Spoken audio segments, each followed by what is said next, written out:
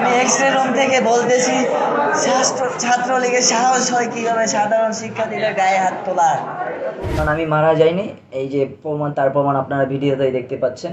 আমি X-ray room থেকে বলতেছি, ছাত্রলীগের সাহস হয় কিভাবে সাধারণ শিক্ষার্থীদের গায়ে হাত তোলার। ওরা কি ছাত্র না? ওরা কি আমাদের ভাই না? নাকি আমরা কেউ না?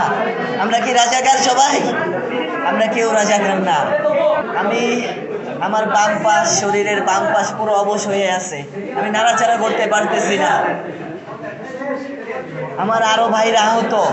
বদরুন্নেসা কলেজের এক আপু সেন্সলেস হয়ে গেছে, সে সমন্বয় বৈষম্য বিরোধী আন্দোলনের সমন্বয়, সে সেন্সলেস হয়ে গেছে। আরো শতাধিক আমার ভাই ও বোনেরা আহত হয়ে গেছে। এরা কেন আহত হলো? প্রশাসন কেন নীরব? প্রশাসন কেন ছাত্রলীগের সাথে একত্রিত হয়ে আমাদের উপর ন্যাক্কারজনক হামলা করলো? আমরা কি কোনো অযৌক্তিক দাবিতে নেমেছিলাম? আমাদের যৌক্তিক দাবি 5% কোটা বহাল করে অবিলম্বে সংসদে আইন পাস করতে হবে। যতক্ষণ না সংসদ থেকে আইন পাস হয়ে কোটা সংস্কার হচ্ছে ততক্ষণ পর্যন্ত আমরা রাজপথ ছাড়ছি না। হামলা করে আন্দোলন বন্ধ করা যাবে না, পুলিশ দিয়ে আন্দোলন বন্ধ করা যাবে না, ছাত্রলীগ দিয়ে আন্দোলন বন্ধ করা যাবে না।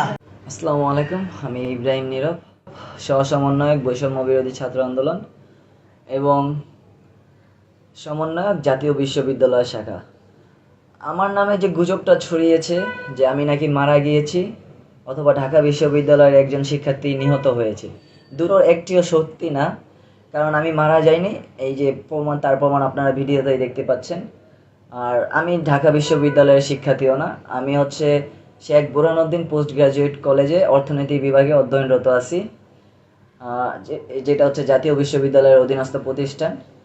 আর এখন আমার শরীরের অবস্থা ক্রিটিক্যাল খুবই, কারণ শরীরের বাম পাশে যে অংশটা সেটা এখনও অবস্থায় রয়েছে। ঢাকা মেডিকেল থেকে ইমার্জেন্সি বিভাগে ডাক্তার আমাকে ট্রিটমেন্ট করেছে, সেখানে তারা এক্স-রে রিপোর্টগুলো পজিটিভ দেখেছে, কোনো সমস্যা হয়নি। তারা কিছু ওষুধ সাজেস্ট করেছে, ওষুধ খাচ্ছি, ব্যথানাশক ইনজেকশন দিয়েছে, শরীরে ব্যথাটাও কমেছে। আর আমাদের সংগ্রাম অব্যাহত থাকবে যতক্ষণ না পর্যন্ত কোটা সংস্কার হচ্ছে, আমাদের সকল ন্যায্য দাবি মেনে নেওয়া না হচ্ছে, ততক্ষণ পর্যন্ত আমরা রাজপথে থাকছি। আমাদের লড়াই চলবে। আমাদের ভাইরা যে আহত হয়েছে, মারা গিয়েছে, তাদের রক্ত যেন বৃথা না যায়।